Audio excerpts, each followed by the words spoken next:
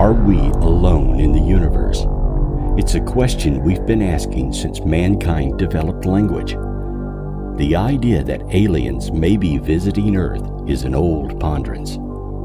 It is important for humans to understand our place in the vast cosmos we inhabit. Are there life forms older than us? And if so, could some of them have visited or be visiting our tiny blue globe? Only recently has evidence come forward that may answer this age-old question. Does physical evidence exist of spacecraft manufactured by a race other than humans? How do we quantify this evidence? Who has it, and can we, the inhabitants of Earth, understand it? Many say not only are we not alone, but we have been visited multiple times and by various different races, and their technology has been scattered around our planet many times when their technology, just like ours, fails.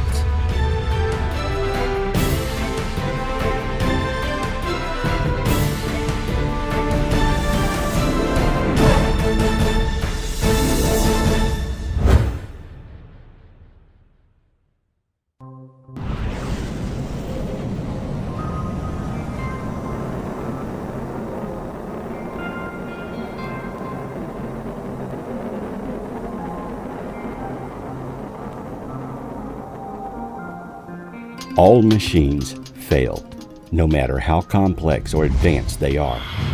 Therefore, it isn't unusual that if aliens are visiting Earth frequently, then they would experience failures of their craft, just as we have airline crashes and train derailments. No machine, no matter how technologically advanced, is perfect.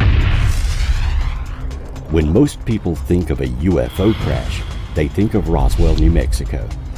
However, Roswell is only one of many such occurrences. UFO crash reports have been published since 1884. This early and perhaps the first UFO crash reported in the United States occurred in Max, Nebraska, about 35 miles northwest of Binkleman in Dundee County on the 6th of June. John W. Ellis and 3 of his herdsmen, as well as a number of other cowboys, were out engaged in a roundup when they were startled by a terrific whirring noise over their heads, and turning their eyes, saw a blazing body falling like a shot to earth. It struck beyond them, being hidden from view by a bank. One of the herdsmen, Alf Williamson, was burned as he approached the craft, which had created a split in the ground as it came to a stop. He was taken back to Ellis's home and treated for his burns. E.W. Rollins, the brand inspector for the district, came to the location later to inspect it. The Nebraska State Journal reported on the event again in 1887, saying one piece that looked like the blade of a propeller screw of a metal of an appearance like brass, about 16 inches wide, 3 inches thick, and 3.5 feet long, was picked up by a spade. It would not weigh more than 5 pounds, but appeared as strong and compact as any known metal. A fragment of a wheel with a milled rim, apparently having had a diameter of 7 or 8 feet, was also picked up. It seemed to be of the same material and had the same remarkable lightness.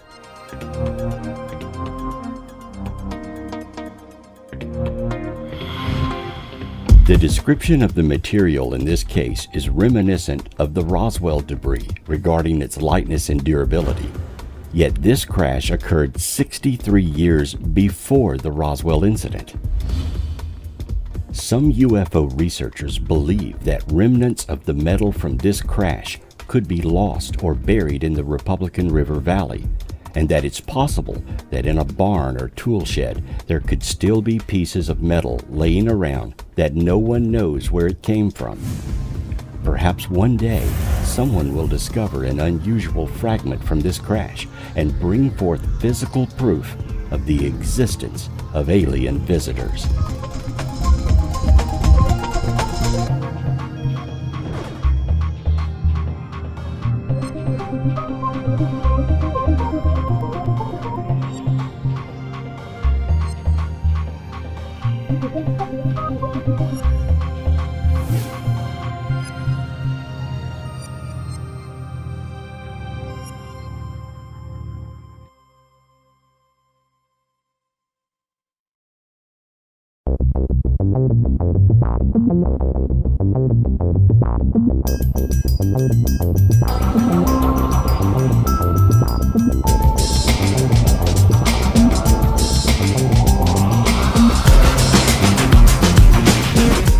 Most UFO researchers agree all roads from UFO crash retrieval incidents lead directly to Wright-Patterson Air Force Base in Ohio and their Foreign Technology Division.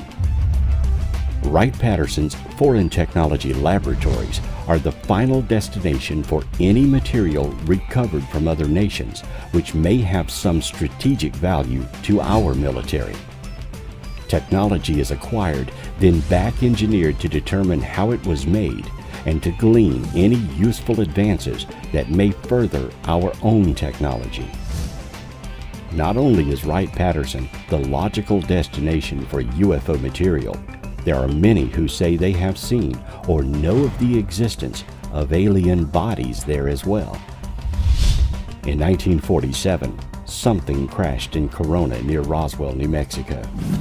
Debris from that crash is reported to have been sent to Wright-Patterson, as well as the bodies of the craft's occupants. No one knows if they are still there today, though it is well known that Wright-Patterson does have long-term cold storage facilities where bodies could be preserved. In his book, The Day After Roswell, Colonel Philip J. Corso claims he stewarded extraterrestrial artifacts recovered from the crash near Roswell. Corso was chief of the Pentagon's Foreign Technology Desk in Army Research and Development in 1961, working under Lieutenant General Arthur Trudeau. Corso says a covert government group was assembled under the leadership of the first Director of Central Intelligence, Admiral Roscoe H. Hillenkotter, which was called Majestic 12. Among its tasks was to collect all information on off-planet technology. According to Corso, the reverse engineering of these artifacts indirectly led to the development of accelerated particle beam devices, fiber optics, lasers, integrated circuit chips, and Kevlar material. In the book, Corso claims the Strategic Defense Initiative, or SDI, Star Wars, was meant to achieve the destructive capability of electronics guidance systems and incoming enemy warheads, as well as the disabling of enemy spacecraft, including those of extraterrestrial origin. Several previous employees and military personnel that have been stationed at Wright-Patterson have come forward and claimed there are secret underground facilities there. These facilities are said to have been installed under Hangar 18 and 23 with adjoining tunnels. No one knows how deep or how large the underground system is, but claims persist that intact, even fully functional saucers are housed there. Not only do they have material from crashed UFOs and saucers, rumors persist that the government is also keeping live aliens in special atmospheric chambers within these underground sections. Bodies of dead aliens and chambers with living alien beings secure within the confines of a heavily guarded military airbase in the United States? You may say this is the stuff of science fiction, but the government has for decades and continues to keep sinister secrets from the public. Wright-Patterson is just one of many secret locations within the United States that facilities such as this do exist.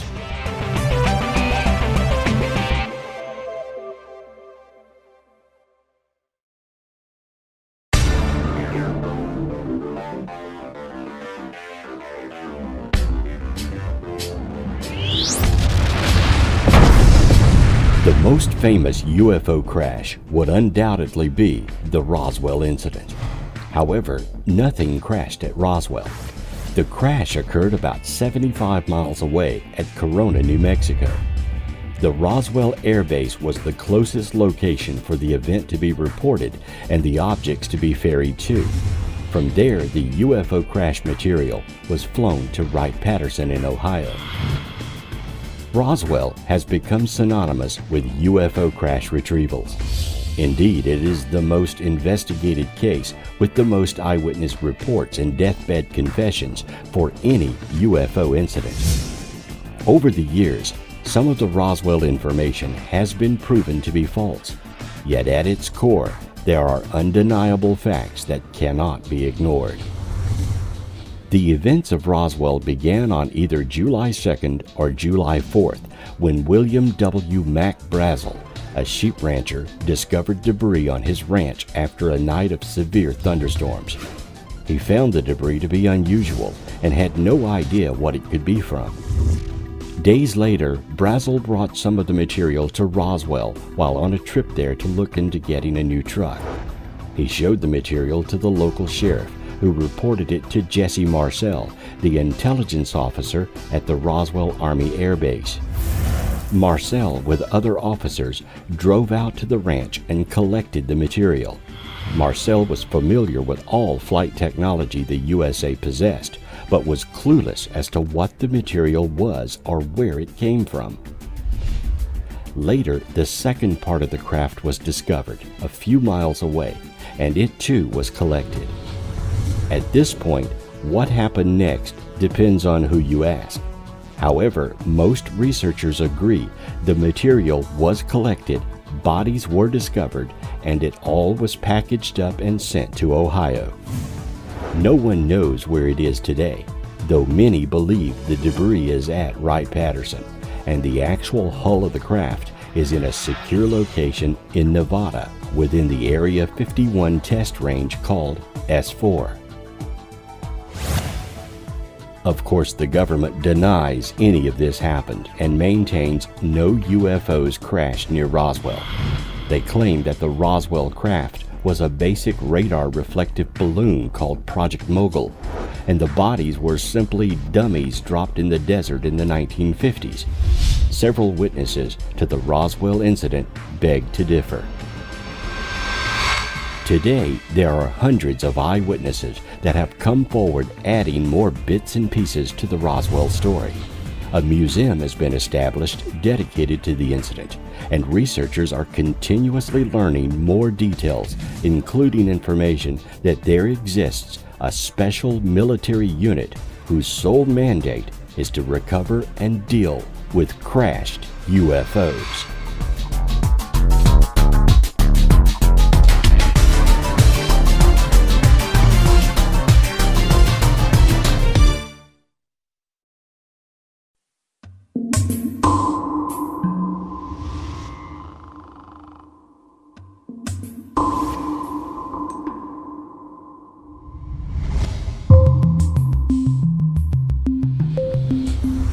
Long before the X-Files TV series, the Majestic 12 documents arrived.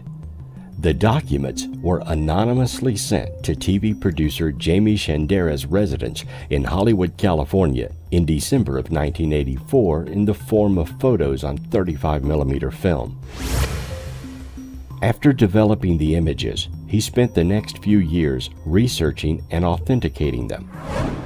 The documents are a brief about a secret government agency that was created in response to the crash at Roswell.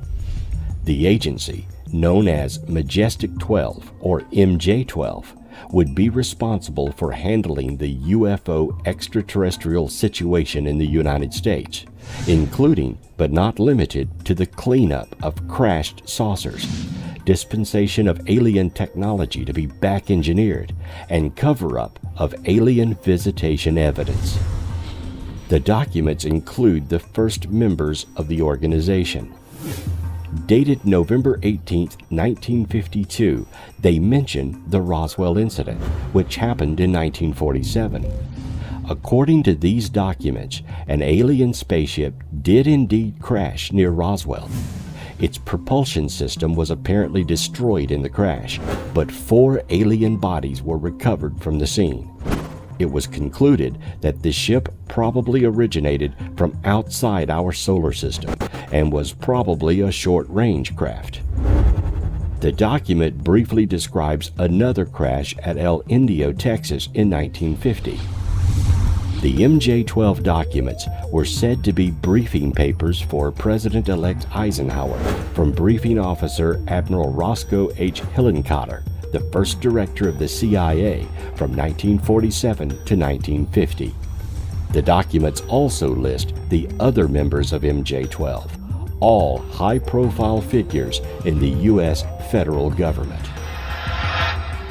The authenticity of the documents has been a hot debate since their public release in 1987 by Shandera, together with partner William Moore, author of The Roswell Incident. Some supporters, such as retired aerospace engineer Robert M. Wood, have spoken publicly in support of these documents, citing forensic evidence. Both the FBI and the Air Force claim that these documents are fakes, citing an Air Force investigation.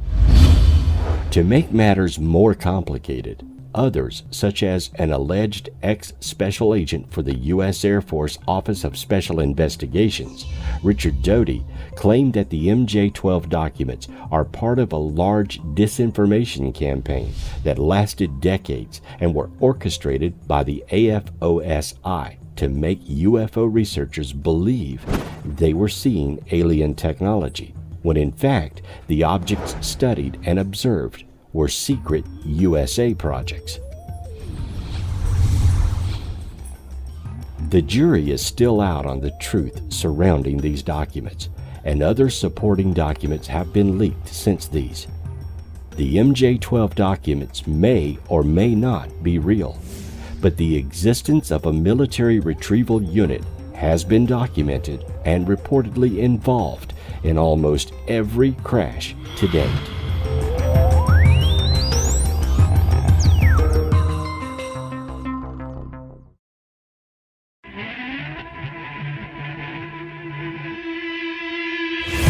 Roswell may have been the most famous UFO crash.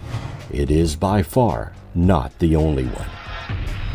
13 years after the Nebraska crash of 1884, a UFO crashed into a windmill in Aurora, Texas. The year was 1897, and this was the year of the great airship reports in the United States. As the story goes, it was April 17th. A slow-moving spaceship crashed into a windmill on Judge Proctor's property, bursting into pieces. As the debris was searched through, supposedly the body of a small alien was discovered. Originally, the alien pilot was dubbed the Martian pilot. Some of the debris also revealed material sketched with a type of hieroglyphic. The townfolk gave the poor little creature a proper burial in the local cemetery. In 1973, a living witness to the crash recalled the story and validated the recovery and burial of a little man not of this earth. Reportedly, wreckage from the crash site was dumped into a nearby well located under the damaged windmill, while some ended up with the alien in the grave. Adding to the mystery was the story of Mr. Brawley Oates, who purchased Judge Proctor's property around 1935. Oates cleaned out the debris from the well in order to use it as a water source, but later developed an extreme severe case of arthritis, which he claimed to be the result of contaminated water from the wreckage dumped into the well. As a result, Oates sealed up the well with a concrete slab and placed an outbuilding on top of the slab.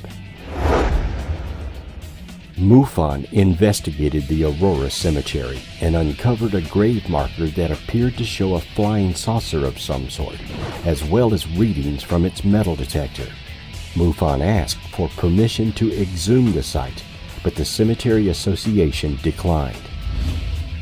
One interesting aspect to the story is that a Mr. T.J. Weems, a United States Signal Service officer, discovered papers on the body that were written in a strange hieroglyphic-type script. He assumed it was a journal of the aliens' travels. No one can locate these papers today, and it's assumed Mr. Weems took them. Mr. Weems was likely attached to nearby Fort Worth. If so, this could be the first time physical proof of the existence of aliens was returned to a government military base. Is it possible that the government had in its possession metal fragments and alien writings as early as 1897? Is the body of an alien still buried in a small town cemetery in Texas? And could any of this material still exist today?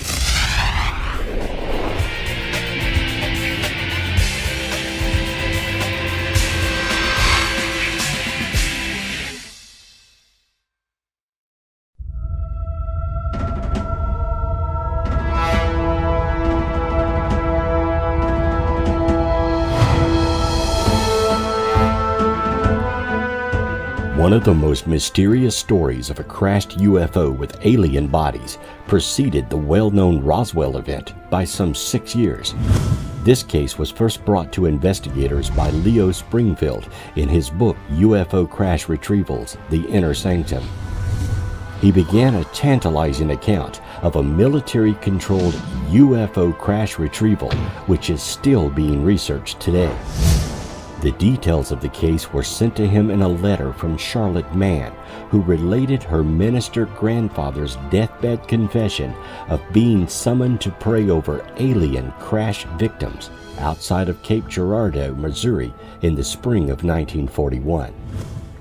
Reverend William Huffman had been an evangelist for many years, but had taken the resident minister reins of the Red Star Baptist Church in early 1941.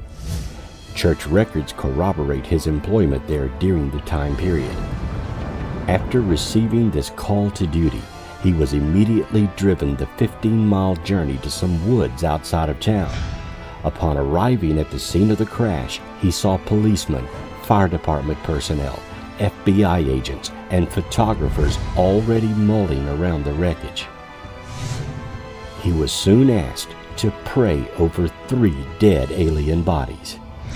As he began to take in the activity around the area, his curiosity was first struck by the sight of the craft itself. Expecting a small plane of some type, he was shocked to see that the craft was disc-shaped, and upon looking inside, he saw hieroglyphic-type symbols indecipherable to him. He then was shown the 3 victims, non-human as expected, but small alien bodies with large eyes, hardly a mouth or ears, and hairless. Immediately after performing his duties, he was sworn to secrecy by military personnel who had taken charge of the crash area. He witnessed those warnings being given to others at the scene as well. When he arrived back at his home, he was still in a state of mild shock and could not keep his story from his wife Floyd and his sons. This late-night family discussion would spawn the story that Charlotte Mann would hear from her grandmother in 1984 as she lay dying of cancer at Charlotte's home while undergoing radiation therapy.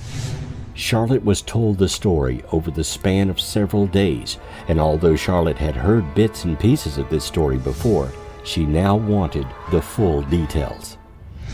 As her grandmother tolerated her last few days on this earth, Charlotte knew it was now or never to find out everything she could before this intriguing story was lost with the death of her grandmother.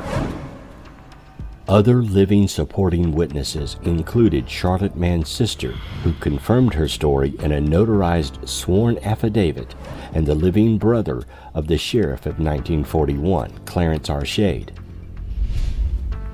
He does remember hearing the account of the crash, yet does not have any details. And he did recall hearing of a spaceship with little people.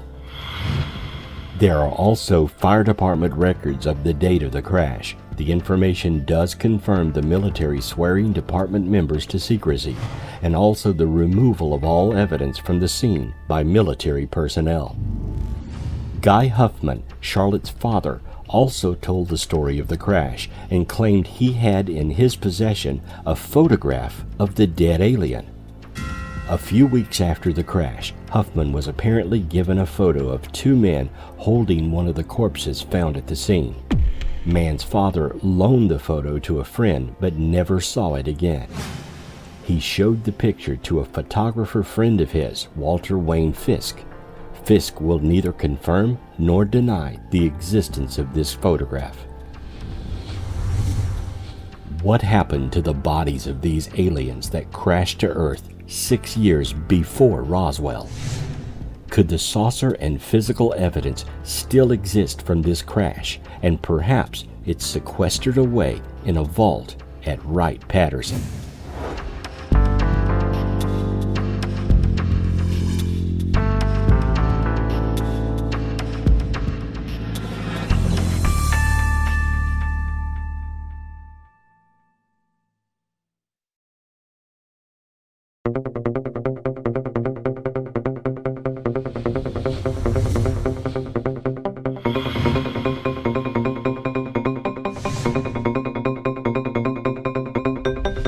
Famed UFO researcher Raymond Fowler first broke the details of another crash that occurred on May 20th, 1953. Fowler stated that his information came from engineer Fritz Werner, later identified as Arthur G. Stansel. Stansel graduated from Ohio University in 1949 and was first employed by the Air Materiel Command at Wright-Patterson Air Force Base in Dayton, Ohio, as a mechanical engineer on testing Air Force aircraft engines. Dr. Eric Wayne, who was suspected of leading a reverse engineering team on alien craft, headed the installations division within the Office of Special Studies where Arthur worked. Stansel signed a legal affidavit vouching to the honesty of his testimony, which was released by Ray Fowler in UFO Magazine in 1976. He was working for a company that had a government contract at a nuclear site in Nevada. He was summoned by his boss on May 21st of 1953 and sent on a secret assignment. After being flown to Phoenix, Arizona, he was placed on a bus with blacked-out windows and taken to a point some 4 hours' drive northwest of the city of Phoenix proper. The location was supposedly near the city of Kingman, Arizona. The bus was full of passengers, none of whom Stansel knew, and would not know as they were told not to communicate with each other. Arriving at the secret destination, 2 military light-alls illuminated a surreal scene in the late-night pre-dawn skies of the desert. The engineer was amazed to see a disc-shaped craft embedded into the sand. Stansel estimated its diameter to be about 30 feet. Military personnel surrounded the aluminum-like craft, which was brought down by either an internal explosion or was hit by military rockets. Stansel's duty was to calculate the speed of the craft, which he did. Afterwards, he began to glean details from some of the other personnel assigned to this off-the-record mission. He was told of a small cabin inside the craft and very small chairs. He did not get to look into the unknown craft himself. He was taken back when he peeked into a nearby medical tent. Inside was the small body of a creature about 4 feet tall. He asserts that the alien was wearing a type of skull cap and a silver suit. The suit seemed to be seamless. Back on the return trip home, all the members of the assignment were ordered to sign the Official Secrets Act and were warned not to discuss what they had seen with anyone. Before bringing the crash story to other UFO groups, Fowler did a thorough background check on Stansel and was satisfied to his authenticity and personal integrity.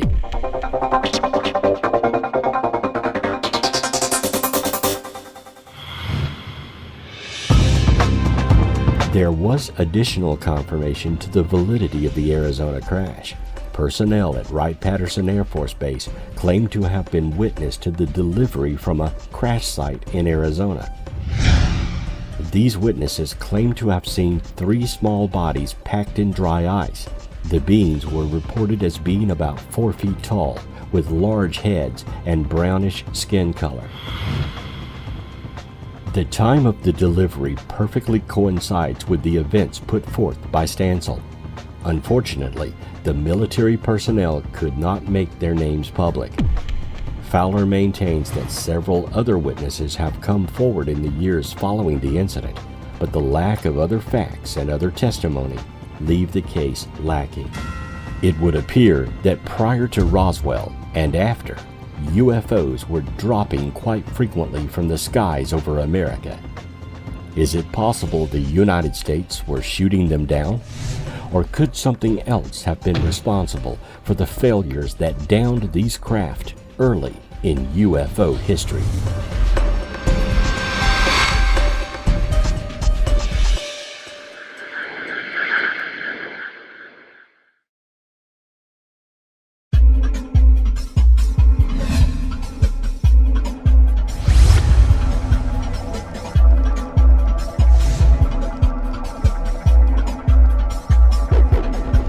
After World War II, the Cold War was warming up, and the U.S. military were painfully aware that foreign nations could fly over our airspace and spy on our advancements.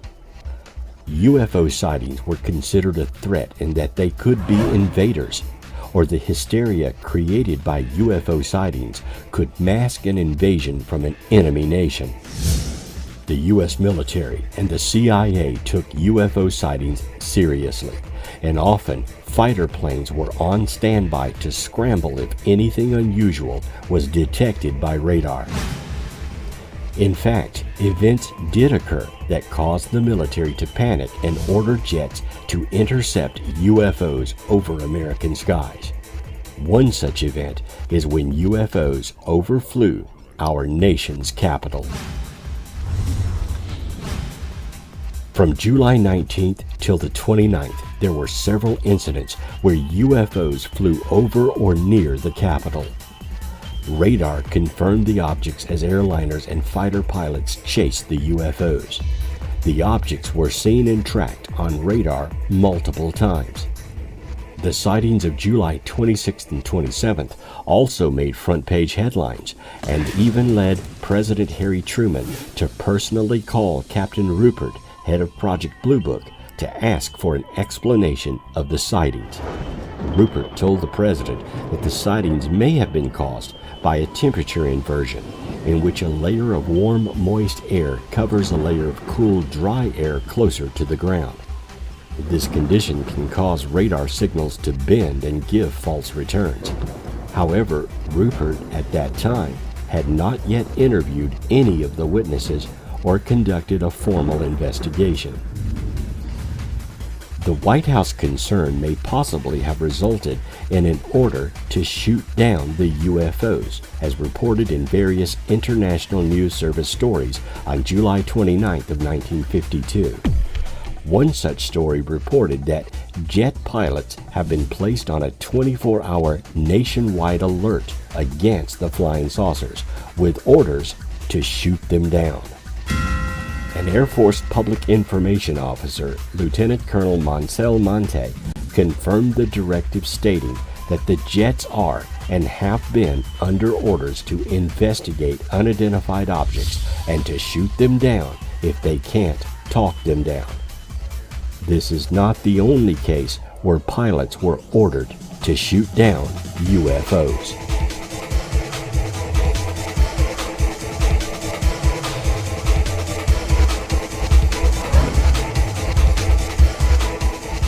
An American fighter pilot, U.S. Airman Milton Torres, flying from an English air base at the height of the Cold War in 1957, was ordered to open fire on a massive UFO that lit up his radar, according to an account published by Britain's National Archives. The fighter pilot said he was ordered to fire a full salvo of rockets at the UFO moving erratically over the North Sea, but that at the last minute, the object picked up enormous speed and disappeared. The pilot said he and another airman were scrambled on the night of May 20th, 1957 to intercept an unusual bogey on radars at a Royal Air Force station at Manston, an airfield at the southeastern tip of England, about 75 miles from central London. This was a flying object with an unusual flight pattern, the pilot said. Ordered to fly at full throttle in cloudy weather, the pilot said he was given the order to fire a volley of 24 rockets at the mysterious object. As he closed in on the object to prepare for combat, the object began to move wildly before fading off his radar. The target gone, the mission was called off, and he returned to base to an odd reception. Torres said he was led to a man in civilian clothes who advised him that this would be considered highly classified and that it would not be discussed with anybody, not even his commander. Though we have pilot reports and other stories about airmen who were ordered to shoot down UFOs but were unsuccessful, we have no idea how many successful incidents have occurred. We do, however, have several crashed UFO reports, so it's logical to assume some of those downed UFOs may be the result of completed missions by pilots to shoot down unidentified flying objects.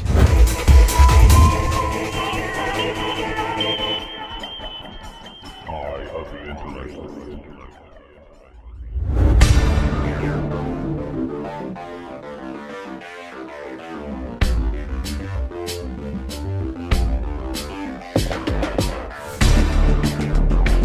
A Russian story has revealed that an Air Force F-16 gunned down a UFO over Saudi Arabia during Desert Storm, with 5 nations trying to cover up the encounter.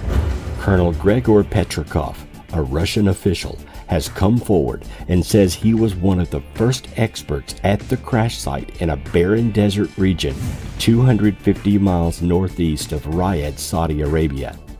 The Americans won't admit it was a UFO their plane shot down, but the debris was not any known aircraft. The Saudis were so frightened that they asked American, British, and French investigators to come to the crash site immediately. Petrakov was visiting in Riyadh at the time when he and a small Russian team were able to inspect the wreckage before American forces from Desert Storm arrived. The craft was circular and made of a material never seen before. About a third of it seemed to be missing, possibly blown away by the American missiles. The Saudis wouldn't let them touch anything, but he saw instruments, machinery, and other things that completely baffled them. He said the markings on the instrument panels and dials were not in any language he was familiar with. It seemed to be a relatively small craft, about 15 feet across. There were 3 chairs, probably for its crew. They were so small that they seemed to have been made for children. Most amazing was the fact that there were no bodies at the crash site, nor did there appear to be an engine in the craft. The American missiles may have scored a direct hit on the engine, causing it to disintegrate, but they checked with the Saudi radar technicians who claimed their instruments didn't show anyone ejecting or bailing out of the craft. Search helicopters were all over the area, which is a desert, and they did not spot any survivors in the vicinity of the crash. During interviews with radar technicians, Petrakov was told that the blip identified as the UFO appeared out of nowhere as 4 F-16s were streaking towards Baghdad.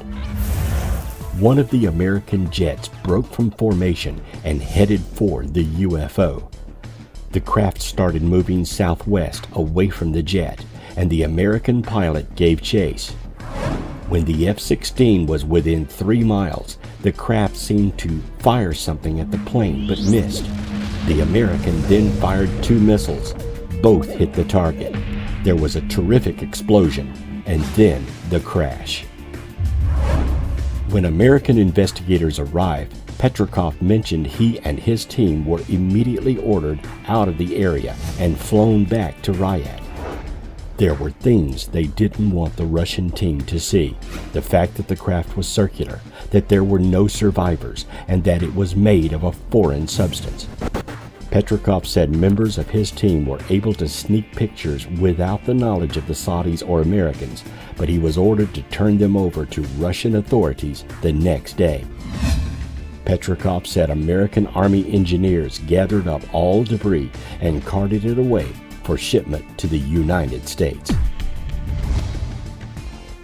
Reports from Area 51, Wright-Patterson, and crashed UFO encounters have all mentioned UFO craft seen with huge holes in them, or what appears to be blast areas. Is it possible that we are shooting down UFOs? And could the government be lying about UFOs posing a threat to our sovereignty? Or could it simply be that we shoot them down to salvage their advanced technology for our own technological advancement?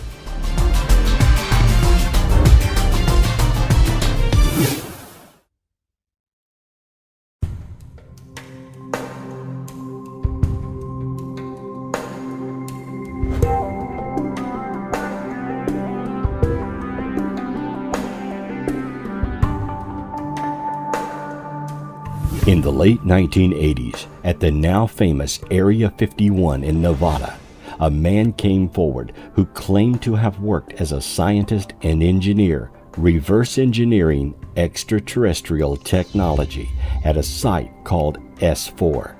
His name is Bob Lazar. He claimed to have passed several tests by U.S. military officials and was warned that should he ever reveal anything, his family would be executed. Lazar stated the space probe on which he worked creates its own gravitational pull and can pull the fabric of space and time toward it. Lazar claimed to have worked in 1988 and 1989 as a physicist at S4, allegedly located at Papoose Lake southwest of the top-secret Area 51 facility near Groom Lake, Nevada. According to Lazar, S4 serves as a hidden military location for the study and research of extraterrestrial spacecraft or flying saucers using reverse engineering. Lazar claims he saw 9 different extraterrestrial vehicles there and has provided detailed information on the mode of propulsion and other technical details of a disc-shaped vehicle he called the Sport model. He also claims to have been working on the fuel, an element with an atomic number of 115, which allowed the spacecraft to warp space and essentially pull the desired destination toward the ship. This method of travel allegedly enabled alien travelers to cross vast distances with minimal three-dimensional movement. At the time, no one had any knowledge of Element 115, and Lazar's story was considered a hoax. However, Element 115 was discovered by human scientists in 2003, which gave Lazar's story much more credence. Lazar's educational and professional background cannot be either completely verified or refuted, a situation that Lazar and his supporters attribute to government manipulation of records and other deletions of history, specifically done to discredit him and his claims regarding Area 51, S4, and his other claims regarding alien technology.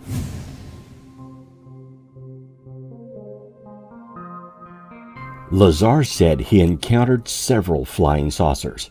He says his first thought was the saucers were secret terrestrial aircraft whose test flights must have been responsible for many UFO reports. On closer examination, and from having been shown multiple briefing documents, Lazar came to the conclusion that the discs were of extraterrestrial origin. Lazar also claims that he was given introductory briefings describing the historical involvement by extraterrestrial beings with this planet for the past 10,000 years. The beings allegedly originate from the first and second planets within the Zeta Reticuli star system and are therefore referred to as Zeta Reticulans, popularly called Greys. According to Lazar, these beings were referred to as the kids within the program, or as Gourds among the personnel. Lazar claims that the S4 base proper contains 9 aircraft hangars built into the side of the mountain range, with hangar doors constructed on an angle matching the slope of the mountain. The doors to the hangars are camouflaged with natural material to blend in with the side of the mountain and the adjoining desert floor. It claims the site is protected from all ground-based viewing angles by its location within an isolated valley. Inside these hangars are, according to Lazar, the laboratories and scientists studying extraterrestrial spacecraft.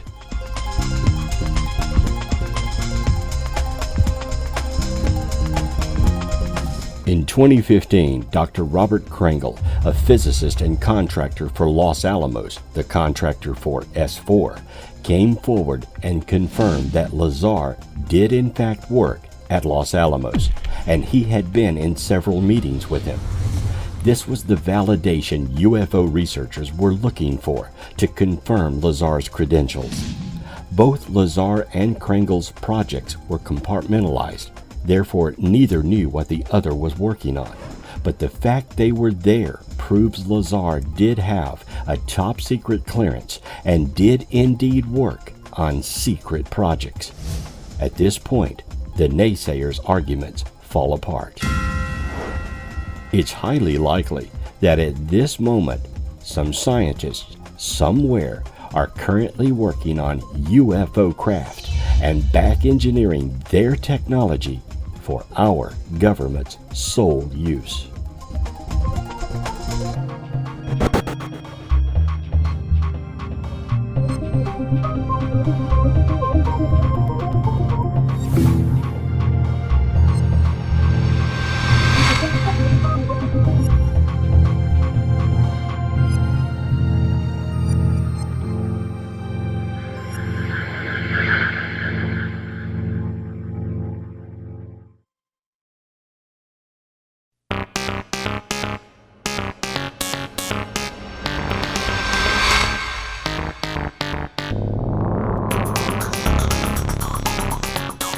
The Kecksburg UFO incident occurred on December 9, 1965 at Kecksburg, Pennsylvania.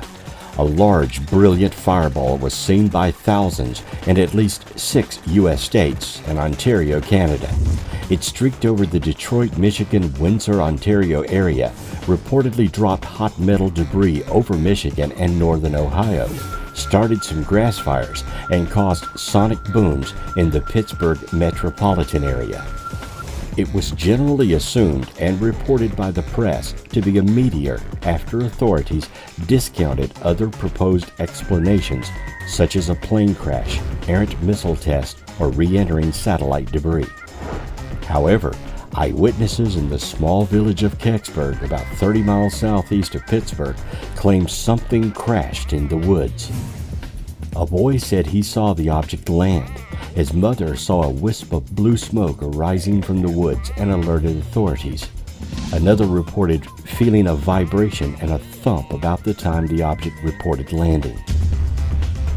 Others from Kecksburg, including local volunteer fire department members, reported finding an object in the shape of an acorn and about as large as a Volkswagen Beetle. Writing resembling Egyptian hieroglyphics were also said to be in a band around the base of the object. Witnesses further reported that intense military presence, most notably the United States Army, secured the area, ordered civilians out, and then removed an object on a flatbed truck. A reporter and news director for the local radio station WHJB, John Murphy, arrived on the scene of the event before authorities had arrived, in response to several calls to the station from alarmed citizens. He took several photographs and conducted interviews with witnesses. His former wife, Bonnie Missingell, later reported that all but one roll of the film were confiscated by military personnel. WHJB office manager Maple Meza described one of the pictures. It was very dark, and it was with a lot of trees around and everything, and I don't know how far away from the site he was, but I did see a picture of a sort of cone-like thing. It's the only time I ever saw it. In the following weeks, Murphy became enveloped with the incident and wrote a radio documentary called Object in the Woods, featuring his experiences and interviews he had conducted that night. Shortly before the documentary would have aired, he received an unexpected visit at the radio station from two men in black suits identifying themselves as government officials. They requested to speak with him in a back room behind closed doors. The meeting lasted about 30 minutes. A WHJB employee, Linda Focia, recalled the men confiscating some of Murphy's audio tapes from that night, and that no one knows what happened to the remaining photographs. A week after the visit, an agitated Murphy aired a censored version of the documentary, which he claimed in its introduction had to be edited due to some interviewees requesting their statements be removed from the broadcast in fear of getting in trouble with the police and army. The new version contained nothing revealing and did not mention an object at all. Mesa, and also Murphy's wife, remembered the aired documentary was entirely different from what Murphy had originally written. After the airing, Murphy became uncharacteristically despondent and completely stopped all investigation on the case and refused to talk to anyone about it again, and never gave clear reasons why. In February 1969, Murphy was struck and killed by an unidentified car in an apparent hit-and-run while crossing a road. The hit-and-run occurred near Ventura, California, while Murphy was on vacation, and it occurred under mysterious circumstances. How far will the government go to hide UFO crashes? Was Murphy later silenced out of fear he may begin to talk again about the crash? Who were those mysterious men in black suits? And where is the Kecksburg craft today?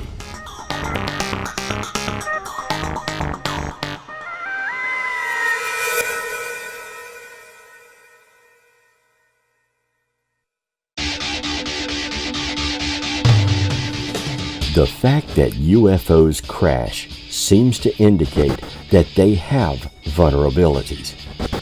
Many speculate that they may use interdimensional corridors to get to Earth or travel faster than light, but those advanced propulsion systems appear to be capable of failure once in the physical realm. The extraterrestrials who fly these craft may also be vulnerable, just as our pilots can make mistakes that result in a downed aircraft.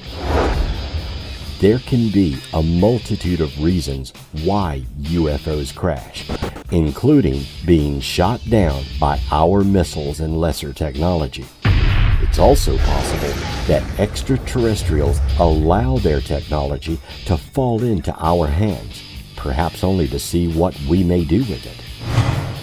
No matter the reasons, UFO and advanced technology does appear to be available to our scientists from a variety of crashes and landings since the late 1800s. One location where UFO technology may be used for our advancement is at the Lockheed Skunk Works in California, where our stealth aircraft were developed. Ben Rich, the Lockheed Skunk Works director, admitted in his deathbed confession that extraterrestrial UFO visitors are real, and the U.S. military travels to the stars. He revealed the information before his death in January 1995. His statements helped to give credence to reports that the U.S. military has been flying vehicles that mimic alien craft. We already have the means to travel among the stars, but those technologies are locked up in black budget projects, and it would take an act of God to ever get them out to benefit humanity. Anything you can imagine, we already know how to do. We now have the technology to take ET home. No, it won't take someone's lifetime to do it. There is an error in the equations. We know what it is. We now have the capability to travel to the stars. When Rich was asked how UFO propulsion worked, he said, "Let me ask you, how does ESP work?" The questioner responded with, "All points in time and space are connected." Rich then said, "That's how it works." Dr. Ben R. Rich, former Lockheed Skunk Works director, also confirmed there are two types of UFOs, the ones we build and the ones they build. We learned from both crash retrievals and actual hand-me-downs. The government knew, and until 1969, took an active hand in the administration of that information. After 1969, the administration handled by an international board of directors in the private sector. Nearly all biometric aerospace designs were inspired by the Roswell spacecraft, from Kelly's SR-71 Blackbird onward to today's drones, UCAVs, and aerospace craft. It was Ben Rich's opinion that the public should not be told about UFOs and extraterrestrials. One cannot get a more decisive statement from a high-profile military development organization than the director of Skunk Works. These statements were made in 1995. Imagine the developments that have occurred since then. Do we have the technology now to travel to the stars? Who controls this technology, and will it ever be available to the common man? Will our government ever release this knowledge, or are we waiting for aliens to make direct contact and all will be revealed?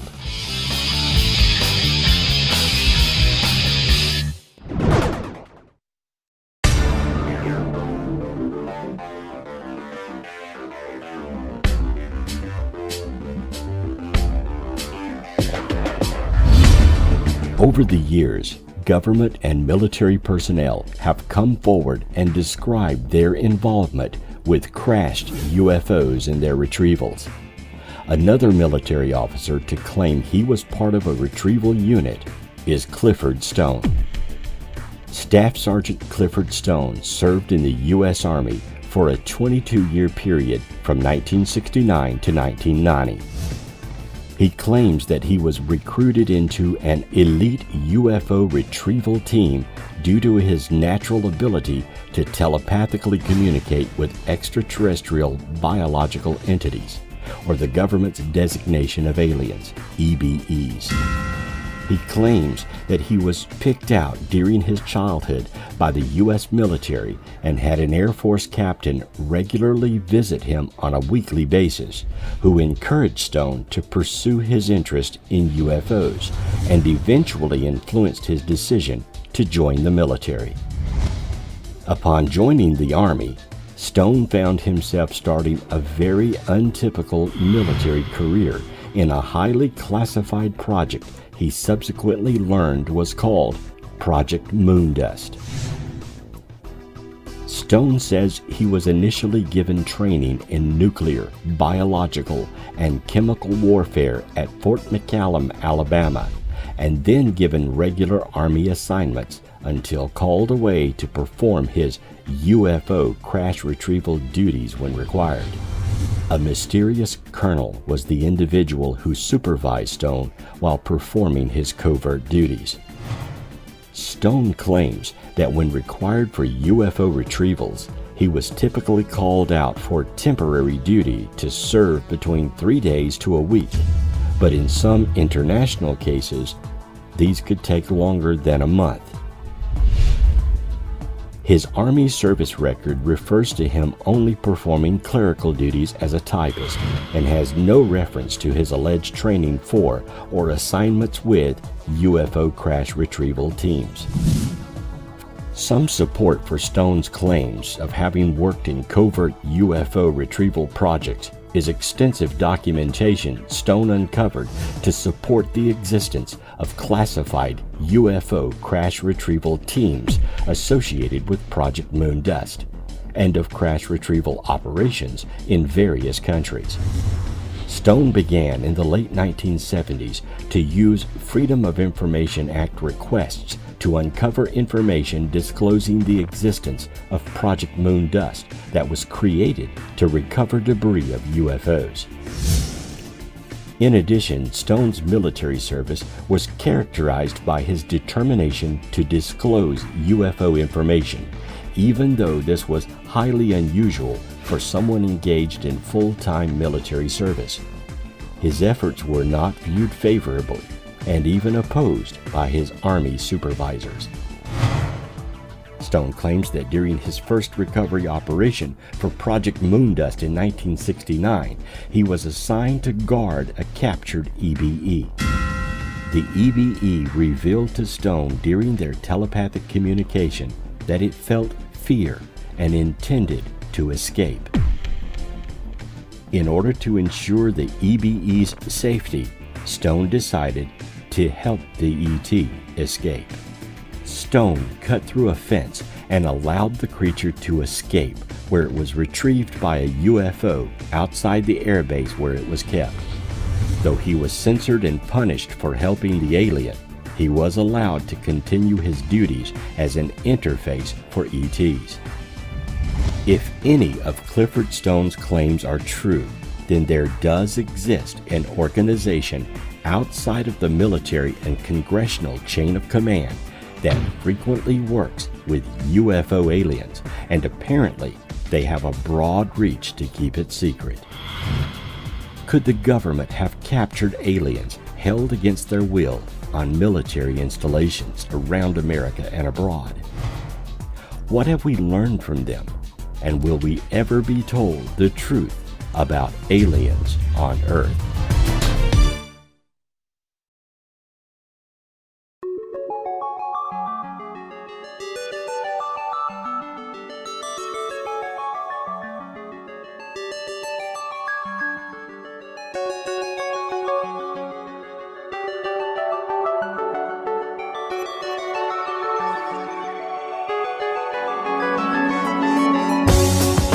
As early as the late 1800s, we have known about aliens, their craft, and perhaps even their purpose for coming to the Earth.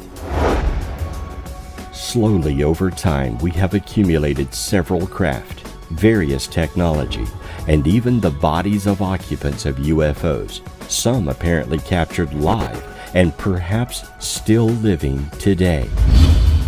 This may sound extraordinary, but there exists physical evidence of the truth to many of these claims.